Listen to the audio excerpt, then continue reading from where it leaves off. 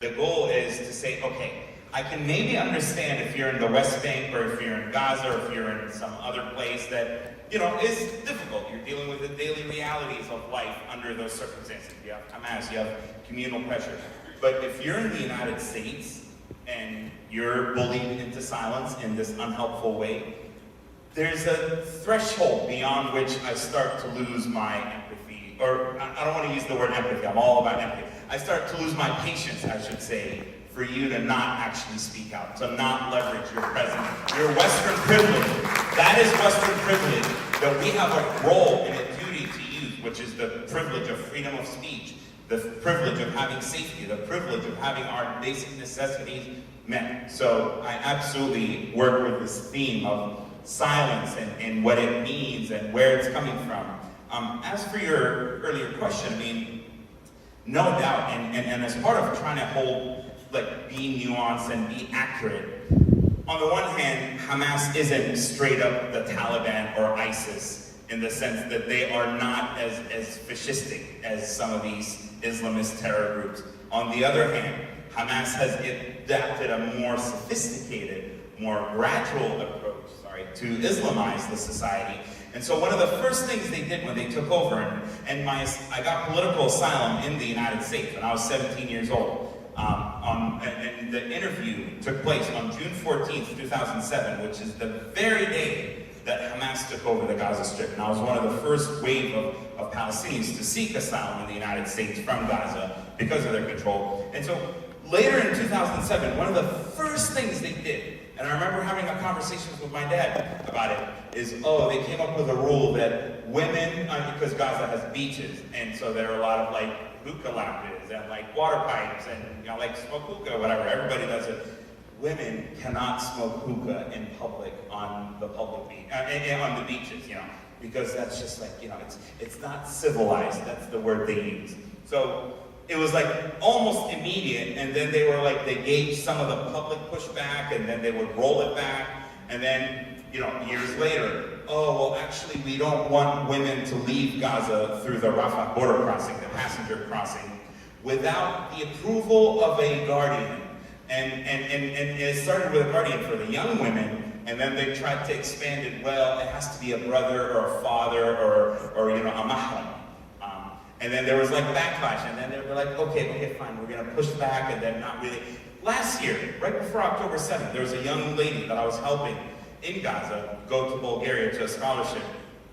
And I was connecting her with another friend of mine who was teaching her English, and how do you go through the airport, and how do you transfer flights, just basics. She had never been out of Gaza. They met at a coffee shop, and Hamas's morality police, just like in Iran, came up to my friend, and she thankfully made it out of Gaza. They came up to my friend, and the female and the male guy, the young guys, and said, are you guys together? Are you married, And they were no, we're not married. And they were trying to ask him questions.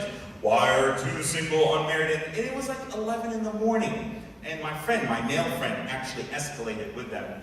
And to de-escalate, they just decided to walk away. But take this, or how about violence? How about when the honor killings that Hamas not only doesn't prosecute those who commit those, but actually allows, for example, there are other things, for example, when it comes to splitting of the inheritance, because of the Islamic doctrine that Hamas adopts, they codified in the law that women get half of the inheritance of men, and so on and so on and so on and so on. So you have, it's death by 1,000 paper cuts. It's threads upon threads of, entrapping women into this Islamization of the society. And Gaza, by the way, I know people find it, my family, I come from a pretty conservative Muslim family. My mom and siblings and sisters all cover up and wear the hijab. They're very committed and devout Muslims.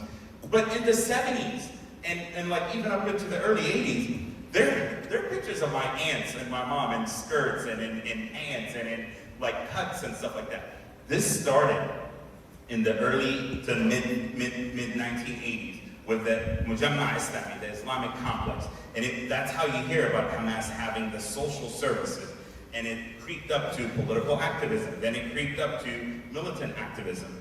And so, unfortunately, the women of Palestine in general, but especially the women of Gaza, over, I would say, a 3.5-decade period, have suffered from the Islamization of society in a way that is inherently inconsistent with Palestinian culture and Palestinian values that were largely secular. Yes, Islam was a big part of the Palestinian national identity, but it was always as something that goes along with the national identity, not this like, oh, we are Muslims first and then Palestinians. And I'll conclude with this, just on this, and that's the thing about Hamas, is from the very beginning, they said it out in the open, mainline headlines.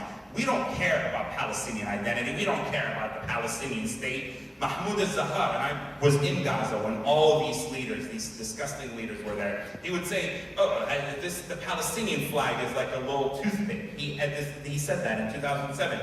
It was only after the Palestinian National Project hit a roadblock that Hamas decided, all right, we're going to rebrand from pure Islamism to be national Islamists. And so that's why you started having the Nukhba, the Hamas's elite fighters that committed those horrendous atrocities on October 7th, when they actually still wore uniforms, not like what they do as cowards today. They started wearing, you saw all the Hamas fighters getting issued the Palestinian patch insignia to say that we are nationalist Islamists. So unfortunately, the women of Gaza, just like in a different way, have paid a heavy price. Thank you so much. I've been told we need to wrap it up. So just very quickly, I want to go through every one of you. What should this film leave with us in terms of what we need to do, each one of us, what we need to do next to make sure that we're doing our part? But really leave it for one sentence. Go ahead. I'm going to answer this question as a Jew and as an Israeli citizen, that what this film did for me, that reminded me that if I'm not the owner and the narrator of my own story, someone will take it from me, and it is my duty to continue to talk about this movie, to talk about these women, and to, when I walk into a room of women's rights organizations, that I don't leave those two parts of me outside, and I insist that people look me in the face and recognize what my people are going through, what these women have gone through, and I'm not going to back down.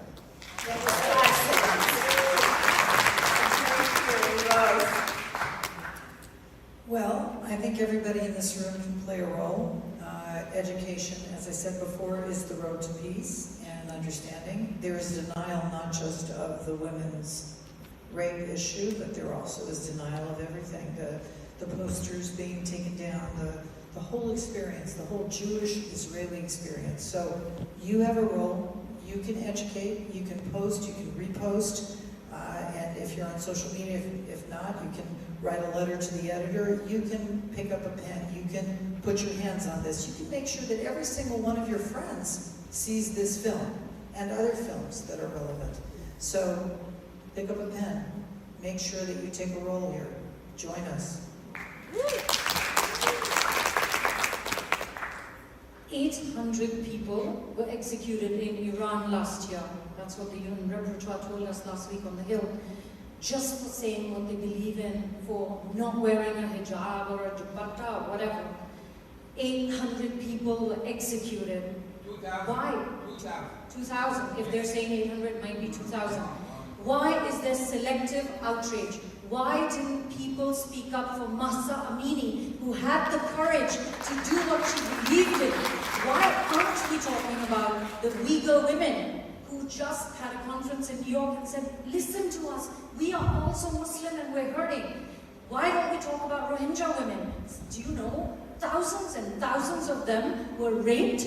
They are still trafficked and sent to all parts of Asia, but we are just concerned with Israel.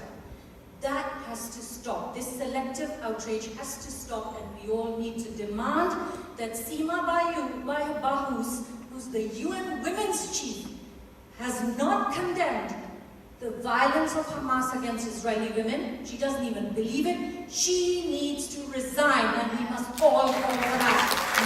My taxpayer dollars and yours cannot go to building tunnels and refusing to acknowledge the pain of women. I'll keep it short. I think Yeah, please, everybody. we need a political and civic engagement home for Muslim Americans that are not anti-Semitic, that are not with the grievance narrative, and that are a counter to CARE and ISNA and ICNA, What's sitting in Washington, D.C. today is a danger. The Muslim-Jewish relations, the history of them in the United States has always been on caveats, and that was on Zionism and the existence of Israel. And so we need to change that. So we need a seat at the table, and we need to be in Washington, D.C.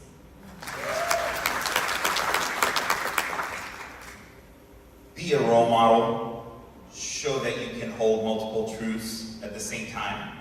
Even if you support Israel, even if you wish the destruction of Hamas, and believe me, I'd love to wake up tomorrow and find Hamas gone. Try your best to think of the humans on the other side. Think of the people of Gaza that are suffering due to circumstances over which they have no control. If you model that, if you exhibit that, you show that you're the better person, even if it's not reciprocated. You do what's right, not expecting something good in return, and I promise you that will plant seeds for transformation. Thank you.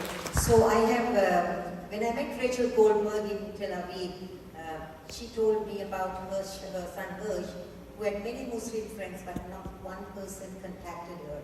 And I told her I will remind about her son at any gathering that I come to and I speak at.